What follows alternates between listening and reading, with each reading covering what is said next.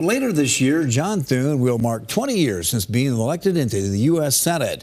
The Myrtle native was attracted to politics as a teenager when he did volunteer work for the late Senator Jim Abner and would later serve on his staff. Well, today, Thune is among the most influential Republicans in Washington, D.C. KELOLAND's Tom Hansen sat down with Thune to talk about his role in party leadership. John Thune shot to national prominence in 2004. When he defeated then Senate Minority Leader Tom Daschle in a tight race. To those this evening who voted across South Dakota for me, I say thank you. I am honored by your support, and I will work very, very hard to be deserving of your vote. Working his way up the leadership ladder, Thune has been party whip in the Senate since 2019, which is basically the number 2 spot. Traditionally serving as assistant leaders, whips are mainly responsible for counting heads and rounding up votes.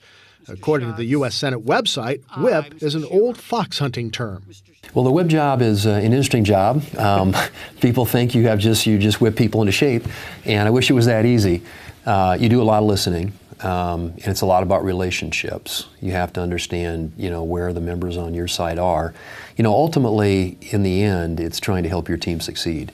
Thune says his leadership goals ultimately help South Dakota. You can kind of go right down the list of the ways in which South Dakota is directly impacted by some of the decisions that we make in Washington. And so, trying to be directly involved through the committee process is one way to do that. And I've used my committee positions on ag and finance and commerce, science, and transportation to do that.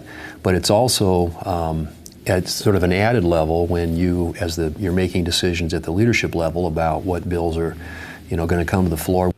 Like whips before him, Thune will occasionally stand in for the leader when needed. All of us in the Republican conference are wishing Leader McConnell the very best and in his recovery. The current leader is Mitch McConnell, who is 81 and the longest-serving Senate leader in history. Thune would be next in line if McConnell were to retire. As for the future, Thune says he's focused on maintaining the majority in the Senate. Right now, it's 2024, and we'll see what the political outcomes are in the fall and what happens after that. But I want to be available and do whatever I can to be a difference maker. Tom Hansen, KELOLAND News. And Thune has plenty of time to make a difference. His current term in the U.S. Senate doesn't expire until 2029. McConnell's current term as leader expires in January of 2025.